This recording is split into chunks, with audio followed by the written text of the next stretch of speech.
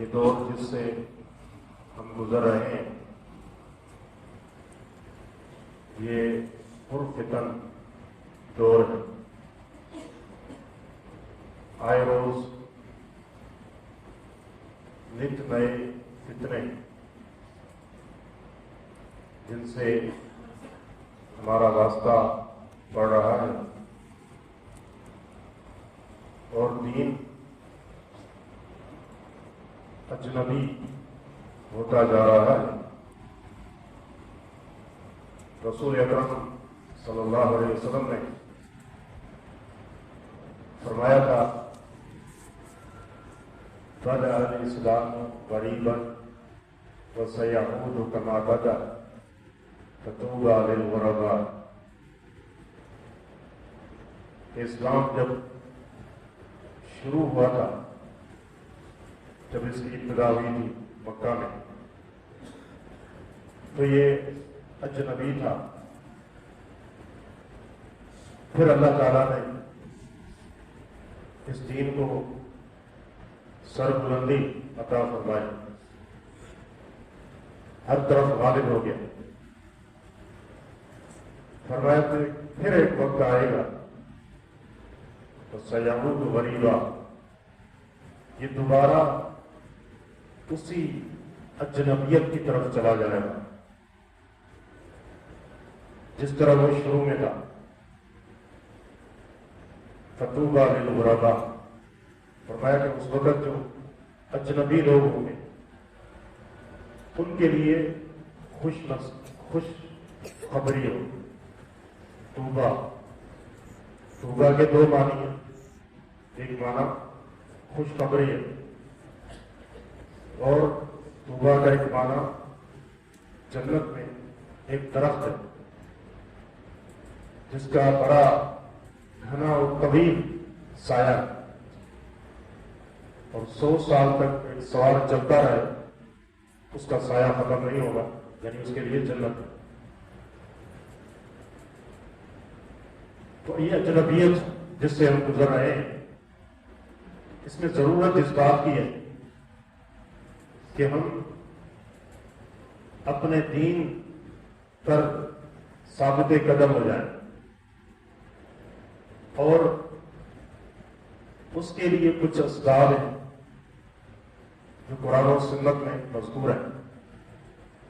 ان اسباب کو ہم اختیار کریں تاکہ ان فتنوں میں ہمارا ایمان محفوظ ہو جائے اور دین پر ہم استقامت اختیار کریں اور گمراہیوں سے ہم بچ جائیں. فتنوں نے تو رہنا ہے، جس سے انکار نہیں ہے.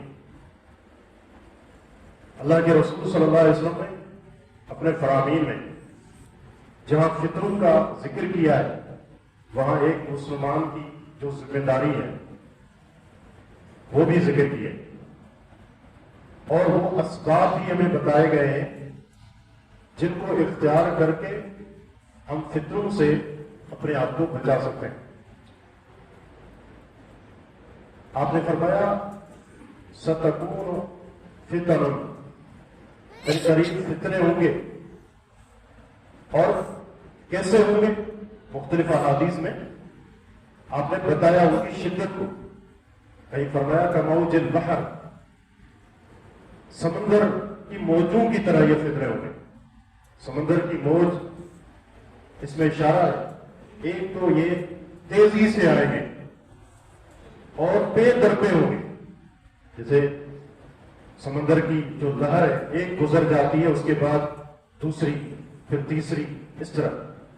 تو یہ فتنے جہاں تیز ہوں گے ان میں شدت ہوگی، وہیں پر یہ بکثرت ہوں گے، بہت زیادہ ہوں گے. یرکب بعضہ بعضا، فرمایا کہ ایک فتنہ آئے گا اس کے بعد جو فتنہ آئے گا اپنے سے پہلے فتنے کو چھوٹا کر دے گا، چھوٹا کر دے گا. اتنی شدت سے یہ فتنے ہوں گے.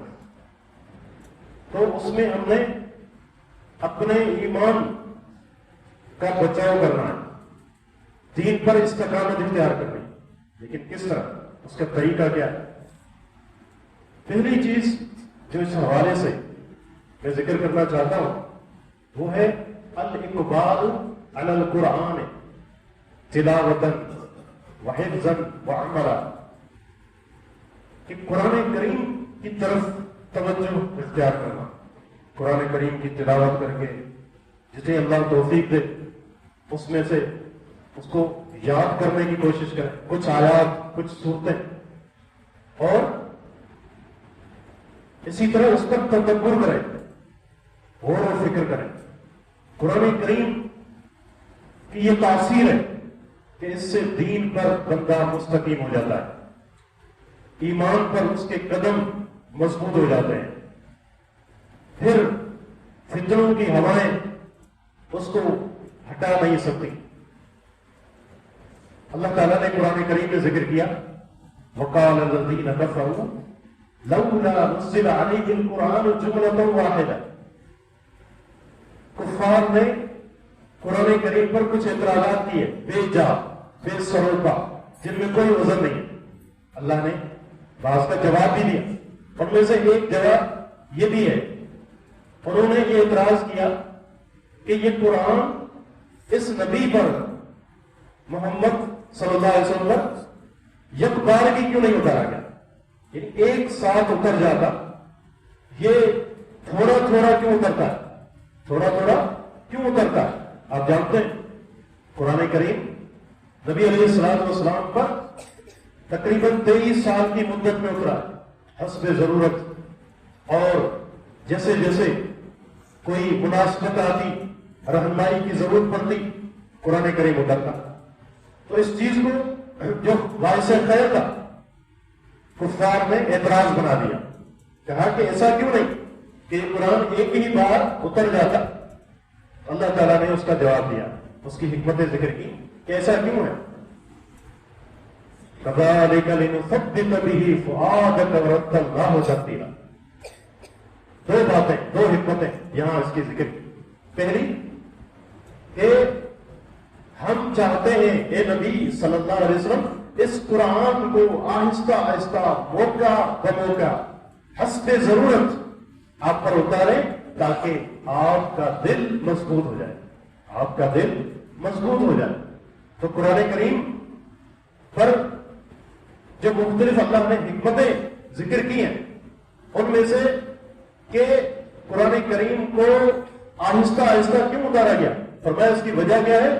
اس کی وجہ یہ ہے تاکہ آپ ثابت قدم ہو جائیں، پیارے پیغمبر صلی اللہ علیہ وسلم آپ کا دل مضبوط ہو جائے۔ اسی طرح آپ کے صحابہ کا آہستہ آہستہ جب یہ قرآن اترتا، جب ضرورت ہوتی، کہیں کوئی شبہ پیدا ہوتا، کوئی واقعہ آتا، مسلمان پریشان ہوتے، اس وقت اللہ تعالیٰ کی رہنمائی قرآن کی صورت میں رحمت بن کے اترتی، سارے اشکالات ختم ہو جاتے، ساری پریشانیاں ختم ہو جاتی، اور جو مومن ہیں ان کا دل ایمان پر مضبوط ہو جاتا۔ تو قرآن کریم کی تلاوت اور اس پر تدبر، اس سے انسان ایمان پر مضبوط ہوتا ہے اور دین پر مضبوط ہوتا ہے۔ تو ایک اس کی حکمت یہ ہے وَرَتَّلْنَاهُ تَرْتِيلًا، اور دوسری حکمت یہ ہے اے نبی صلی اللہ علیہ وسلم آپ اس کی ٹھہر ٹھہر کر تلاوت کریں، ٹھہر ٹھہر کر آہستہ آہستہ تلاوت کریں۔ اب دیکھیں صحابہ کرام نے قرآن کریم جب اترتا تھا، تھوڑا اترتا تھا، تو اس کو یاد کرتے تھے، اس کا جو علم ہے وہ حاصل کرتے تھے، اس پر عمل بھی ہو چکا ہوتا تھا۔ صحابہ ذکر کرتے ہیں کہ تم القرآن و تم العمل، جب قرآن مکمل نازل ہوا تو قرآن کریم پر عمل بھی مکمل ہو چکا تھا۔ یہ حکمت ہے۔ تو استقامت کے لیے یہ چیز بڑی اہم ہے، قرآن کریم کو ہم وقت دیں۔ نبی علیہ السلام کا ایک فرمان ہے، آپ نے فطروں کے بارے میں ذکر کیا، پوچھا گیا مل مخرج یا رسول اللہ کے رسول، ان فطروں میں مخرج کیا ہوگا، ہم کیسے ان سے اپنے آپ کو بچا سکتے ہیں، کوئی نکلنے کا راستہ کیا ہوگا؟ تو آپ نے فرمایا کتاب اللہ، اللہ کی کتاب، اللہ کی کتاب، اس کو پڑھیں، اس کی تلاوت کریں، اس کو یاد کرنے کی کوشش کریں اور اس پر تدبر کریں۔ تو یہ بڑا عظیم مقصد ہے قرآن کریم کی تلاوت کا کہ اس سے انسان ایمان پر مضبوط ہوتا ہے، ایمان پر مضبوط ہوتا ہے۔ ہر دور کے شبہات ہوتے ہیں، آپ قرآن پڑھیں، قرآن کریم کی تاثیر میں سے ایک تاثیر یہ بھی ہے کہ جس وقت اس کو پڑھو یہ ترو تازہ ہے، کتنا بھی پڑھو بور نہیں ہوگے۔ آپ دیکھیں ایک بچہ جب قرآن حفظ کرتا ہے تو کتنی بار پڑھتا ہے قرآن کو، کتنی بار پڑھتا ہے ایک ایک آیت کو، ایک ایک لفظ کو، لیکن بور نہیں ہوتا، اکتاتا نہیں ہے۔ پوری زندگی اس کا یہی معاملہ ہوتا ہے، لیکن قرآن ایسے ہے جیسے ابھی اترا۔ یہ قرآن کریم کی اللہ رب العزت کی طرف نازل ہونے کی بھی یہ دلیل ہے کہ قرآن کلام اللہ ہے، کلام مخلوق نہیں۔ آپ کوئی بھی کتاب پڑھیں، کتنی ہی اس کی اہمیت ہو، لوگ آپ کو بتائیں خدا کی یہ کتاب ہے، آپ ایک مرتبہ پڑھیں گے، دو تین، اس کے بعد بیزار ہو جائیں گے، نہیں پڑھ سکیں گے۔ تو یہ کتاب اللہ کی تاثیر ہے، اس کو اس طرح پڑھا جائے، اور اس کے یہ فوائد بھی ہیں کہ اس سے استقامت حاصل ہوتی ہے، اور انسان کا ایمان نہ صرف یہ کہ اس کی تجدید ہوتی ہے بلکہ انسان دین پر مستقیم ہو جاتا ہے۔ اسی طرح ایمان اور عمل صالح، ایمان اور عمل صالح یہ بھی ایسے اسباب ہیں کہ جس کی وجہ سے انسان دین پر مستقیم ہوتا ہے۔ ایمان اگر مضبوط ہو تو پھر انسان کبھی اللہ کے دین سے دور نہیں ہو سکتا۔ دین سے دوری کیوں پیدا ہوتی ہے؟ اس لیے کہ ایمان کمزور ہوتا ہے، یقین نہیں ہوتا۔ کہنے کو تو مسلمان ہیں، اللہ رب العزت کو رب بھی مانتے ہیں، نبی علیہ السلام کو رسول بھی مانتے ہیں، لیکن ایمان کی جو تاثیر ہے، ایمان کی ایک جو لذت ہے، وہ ہم نے نہیں چکھی ہوتی۔ اسی لیے آپ دیکھتے ہیں گمراہیاں پھیلتی ہیں۔ تو ایمان پر انسان مضبوط ہو، اور اس کے بعد عمل صالح کرنے والا بن جائے۔ نیک عمل یہ ایسی چیز ہے کہ اللہ سبحانہ و تعالی یثبت اللہ الذین آمنوا بالقول الثابت فی الحیات الدنیا وفی الآخرہ۔ اللہ تعالیٰ ان لوگوں کو ثابت قدمی دیتا ہے، دنیا کی زندگی میں بھی، آخرت کی زندگی میں بھی۔ یہ کیا ہے؟ قول ثابت کے ساتھ۔ قول ثابت کا معنی کیا ہے؟ لا الہ الا اللہ کا کلمہ، اس کو وہ پڑھتے ہیں، اس کے مطابق ان کا عقیدہ اور عمل ہے، اور اس پر وہ ڈٹ جاتے ہیں، اللہ رب العزت ان کو استقامت دیتا ہے۔ وَيُضِلُّ اللَّهُ الظَّالِمِينَ وَيَفْعَلُ اللَّهُ مَا يَشَاءُ۔ اللہ ظالموں کو گمراہ کر دیتا ہے، اللہ جو چاہتا ہے کرتا ہے۔ قتادہ رحمہ اللہ ایک مفسر ہے، وہ ذکر کرتے ہیں کہ دنیا میں اللہ تعالیٰ ان کو کیسے ثابت قدمی دیتا ہے۔ فرماتے ہیں کہ بالعمل الصالح والخیر، اللہ تعالیٰ عمل صالح کرنے کی اس کو توفیق دیتا ہے، نیک عمل کرنے والا بن جاتا ہے، اور خیر کا راستہ اللہ تعالیٰ اس کے لیے مسخر کر دیتا ہے، آسان کر دیتا ہے۔ یہ آسانی ہے، اور آخرت میں بھی۔ اور فرمایا کہ قبر میں جب منکر و نکیر کے سوالات ہوتے ہیں، بڑا خطرناک مرحلہ ہوتا ہے، اس وقت بھی اللہ تعالیٰ ان کو مضبوطی بخشتا ہے، اس وقت بھی اللہ تعالیٰ ان کو مضبوطی عطا فرماتا ہے۔ تو ایمان اور عمل صالح اپنے اندر پیدا کریں، اپنے ایمان کو دیکھیں، کوئی کمزوری تو نہیں، اللہ کے بارے میں کیسا ہمارا عقیدہ ہے، اور ہم کہیں اللہ کے بارے میں بدگمان تو نہیں ہیں، کبھی ایسے احوال پیدا ہو جائیں جو ہمیں پسند نہیں ہے اور ہم اللہ کی تقدیر پر ناراض ہو۔ یہ کیا ہے؟ یہ منافقین کا طرز عمل تو ہو سکتا ہے، ایک مومن کا نہیں ہو سکتا، ایک مومن کا نہیں ہو سکتا۔ آزمائشیں اس دنیا میں اللہ نے رکھی ہیں، سورۃ العنکبوت اس کو آپ پڑھیں، اس کا بنیادی جو موضوع ہے وہ یہی ہے، مختلف قسم کی آزمائشیں، مختلف قسم کی آزمائشیں ہیں۔ حسب الناس ان یترکوا ان یقولوا آمنا وهم لا یفتنون، کیا لوگوں نے یہ گمان کر لیا کہ وہ زبان سے کہیں گے کہ ہم ایمان لائے اور ان کی آزمائش نہیں کی جائے گی؟ وَلَقَدْ فَتَنَّا الَّذِينَ مِن قَبْلِهِمْ، فرمایا کہ ہم نے ان سے پہلے لوگوں کو بھی آزمایا۔ فَلَيَعْلَمَنَّ اللَّهُ الَّذِينَ صَدَقُوا وَلَيَعْلَمَنَّ الْكَاذِبِينَ، اللہ تعالیٰ ضرور ظاہر کر دے گا ان لوگوں کو بھی جو اپنے ایمان میں سچے ہیں، اللہ ان لوگوں کو بھی ظاہر کر دے گا جو جھوٹے ہیں، منافق ہیں۔ تو یہ آزمائشیں آتی ہیں، اس میں کیا ہے؟ انسان کو پرکھا جاتا ہے۔ اب فتنہ لفظ آپ سنتے ہیں، فتنے کا معنی کیا ہے؟ فتنہ عربی زبان کا لفظ ہے، اس کا معنی کیا ہے؟ یہ اصل استعمال ہوتا ہے کہ سونے کو آگ کے اندر ڈالا جائے تاکہ اس کا میل کچیل دور ہو جائے اور جو خالص سونا ہے بالکل نکھر کے سامنے آ جائے. یہ فتنے بھی ایسے ہی ہوتے ہیں. یہ جب آتے ہیں تو اس کے بعد اہل ایمان کا ایمان بالکل ظاہر ہو جاتا ہے, اہل نفاق کا نفاق بھی بالکل ظاہر ہو جاتا ہے. یہ آزمائش ہوتی ہر دور میں. اللہ کی یہ سنت ہے. اور اللہ تعالیٰ کسی کو خیر کے ذریعے آزماتا ہے اور کسی کو نقصان کے ذریعے آزماتا ہے. دونوں آزمائش ہیں. ایک امیر شخص ہے, اللہ نے اس کو نوازا ہے, اس کو اس طریقے سے آزمایا ہے. اور ایک غریب اور فقیر انسان ہے, اس کی بھی اللہ نے آزمائش کی ہے, اس طریقے سے اس کو آزمایا. تو یہ آزمائش اللہ کی سنت ہے, اللہ کی سنت ہے. اور یہ انسان کے ایمان کو ظاہر کر دیتی ہے. تو بہرحال عرض یہ کر رہا تھا کہ ایمان اور عمل صالح, ان کے اندر پختگی, ان کے اندر استقامت ایسی چیز ہے کہ انسان گمراہیوں سے, فتنوں سے بچ جاتا ہے. اسی طرح ایک اہم معاملہ دعا بھی ہے. جب فتنے ہوں, آزمائشیں ہوں, جسے میں نے کہا یہ پرفتن دور ہے. ایک طرف ہم دیکھتے ہیں کہ معاشی حوالے سے ہم تنگی میں مبتلا ہیں. عالمی افق پر اگر نظر دوڑائیں تو ہر طرف ظلم ہے, مسلمان پریشان ہیں. فلسطین, غزہ کے حالات ہر اہل ایمان کے لیے ایسی چیز ہے جس سے اس کا دل گھٹتا ہے. یہ ایمان میں سے ہے, یہ ایمان میں سے ہے جس کا دل مسلمانوں کی تکلیف دیکھ کر اس کو تکلیف نہیں ہوتی, وہ پریشان نہیں ہوتا, وہ اپنے ایمان کی خیر منائے. تو یہ طبیعی چیز ہے, یہ ہونی چاہیے. لیکن ہماری جو ذمہ داریاں ہیں ان کو بھی ہم دیکھیں, ہم کیا کر رہے ہیں, کس طرح. لیکن بدقسمتی کہیے کہ جب اس طرح کے حالات پیدا ہوتے ہیں, ایک طبقہ اٹھ کے یہ کہنا شروع کر دیتا ہے کہ یہ جو دعا تم کر رہے ہو اس کی کوئی حیثیت نہیں, یہ دعائیں تم کرو گے, یہ نمازیں, فلاں چیز, تم حج کے لیے جا رہے ہو, وہاں پر یہ حالات ہیں.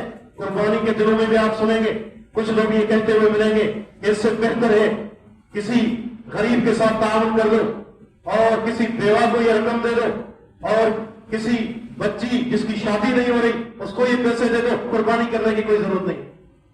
یہ کیسی فکر ہے؟ اسلام تو یہ فکر نہیں دیتا.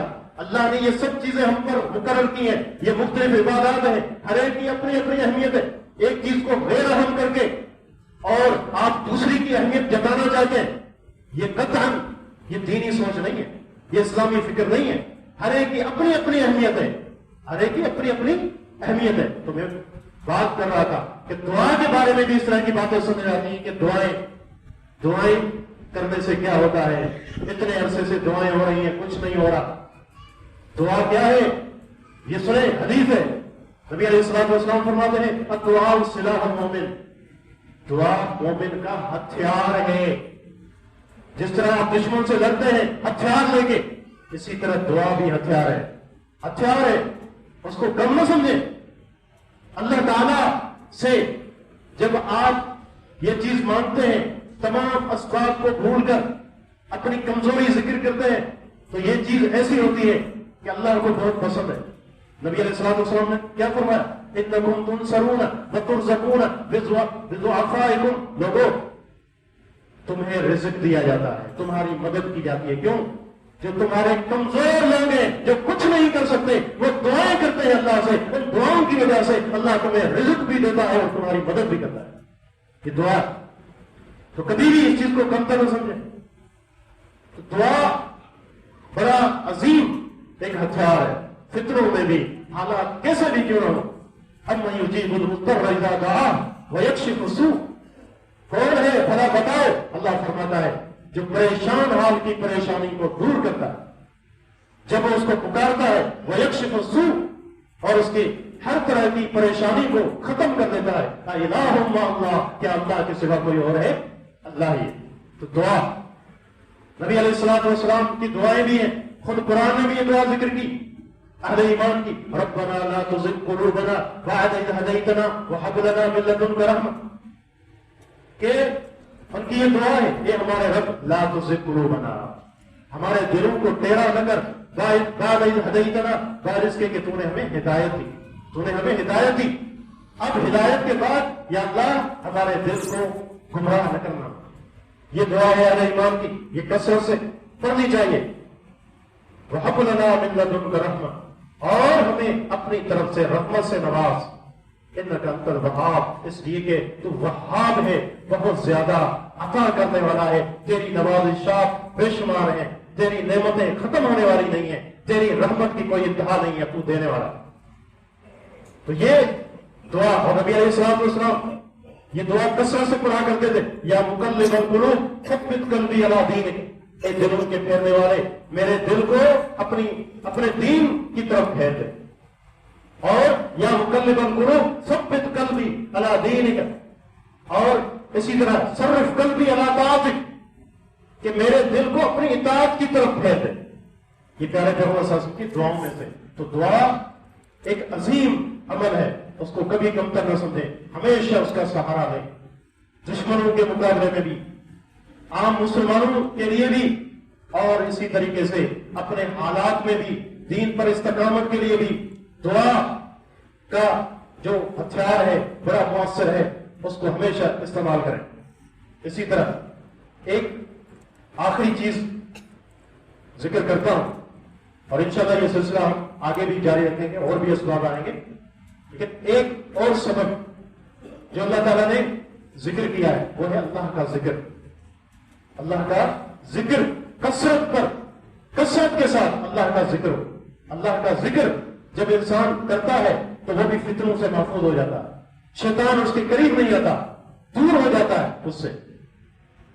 اور ہمارے لیے یہ کتنا ضروری ہے، شیخ الاسلام ابن تیمیہ کا ایک قول ہے، فرماتے ہیں الذکر للقلب کالماء للسمک کیف یکون حال السمک اذا فارق الماء، کہ یہ ذکر دل کے لیے ایسے ہے جیسے مچھلی کے لیے پانی ہے۔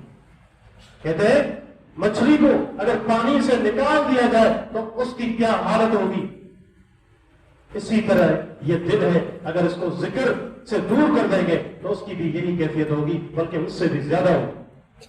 اللہ سبحانہ و تعالیٰ نے یہ نقطہ دیکھیں قرآن کریم کا، یا ایھا الذین آمنوا اذا لقیتم فئۃ فاثبتوا واذکروا اللہ کثیرا لعلکم تفلحون۔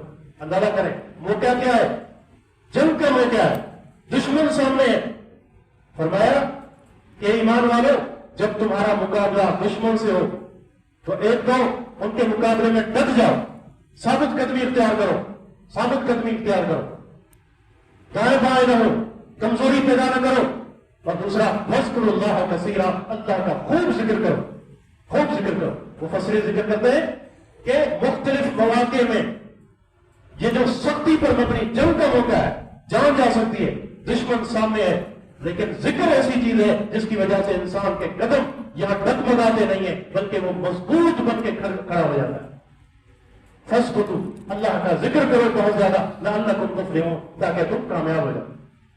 تو اللہ کا ذکر، ایک صحابی نے نبی علیہ السلام سے کہا تھا کہ اللہ کے رسول، اسلام کے احکامات بہت زیادہ ہیں، مجھے سمجھ نہیں آتی، میں ایک عام بندہ ہوں، آپ مجھے کوئی ایسی بات بتلائیے کہ اس کو میں خوب اختیار کروں، اس کے بعد اس عمل کو میں بہت زیادہ کرنے والا بن جاؤں۔ تو نبی علیہ السلام کو اللہ نے جوامع الکلم دیے تھے، آپ نے کیا فرمایا؟ آپ نے فرمایا لا یزالک لسانک رطبا بذکر اللہ عز وجل، تمہاری زبان ہمیشہ اللہ کے ذکر سے تر رہنی چاہیے۔ یہ بڑا عظیم عمل ہے، چھوٹے چھوٹے اذکار ہیں، اور یہ وہ عبادتیں آپ کہیں بھی ہیں، آپ مسجد میں ہیں، مسجد سے باہر ہیں، گھر میں ہیں، بستر پر لیٹے ہیں، آپ کی آنکھ کھلتی ہے، رستے میں جا رہے ہیں، گاڑی ڈرائیو کر رہے ہیں، کہیں پر بھی نہیں، اپنے کاروبار میں اللہ کا ذکر کر سکتے ہیں۔ اللہ اکبر، سبحان اللہ، الحمدللہ، لا حول ولا قوت الا باللہ، سبحان اللہ وبحمدہ، سبحان اللہ العظیم، چھوٹے چھوٹے کلمے، لیکن فضائل کتنے بڑے ہیں۔ اللہ اکبر، لا حول ولا قوت الا باللہ، کنز من کنوز الجنہ، فرمایا کہ جنت کے خزانوں میں سے ایک خزانہ، من قال سبحان اللہ وبحمدہ 100 مرہ حطت عنہ خطایا وان کان مثل زبد البحر، جو سبحان اللہ وبحمدہ 100 بار کہہ دے، اس کے صغیرہ گناہ چاہے سمندر کی جھاگ کے برابر ہی کیوں نہ ہو، اللہ اس کو اس کلمے کی برکت سے ہٹا دیتا ہے، معاف کر دیتا ہے۔ پر شیطان سے انسان بچ جاتا ہے۔ شیطان کیوں حاوی ہوتا ہے؟ شیطان کا تسلط انسان پر کیوں ہوتا ہے؟ کیوں اس کے آگے وہ کمزور پڑ جاتا ہے؟ وَمَن يَعْشُ عَن ذِكْرِ الرَّحْمَٰنِ نُقَيِّضْ لَهُ شَيْطَانًا فَهُوَ لَهُ قَرِينٌ۔ اللہ فرماتا ہے جو رحمان کے ذکر سے سستی کرتا ہے، اعراض کرتا ہے، تو ہم شیطان کو اس کے اوپر مسلط کر دیتے ہیں، پھر وہ اس کا ساتھی بن جاتا ہے۔ قرین اس ساتھی کو کہتے ہیں جو ہر وقت سائے کی طرح آپ کے ساتھ رہتا ہے۔ شیطان پھر اس طرح اس کے ساتھ رہتا ہے۔ تو اللہ کا ذکر یہ بھی ضروری ہے استقامت کے لیے۔ تو انشاءاللہ کچھ اور امور بھی آگے ہم بیان کریں گے۔ اللہ رب العزت سے دعا ہے کہ رب العزت ہمیں جو فتنے ہیں ان کی ہولناکی سے محفوظ رکھے، اور اللہ سبحانہ و تعالیٰ ہمیں وہ اسباب اور وہ وسائل اختیار کرنے کی توفیق دے کہ جن کو اختیار کر کے ہم ان فتنوں سے بچ جائیں۔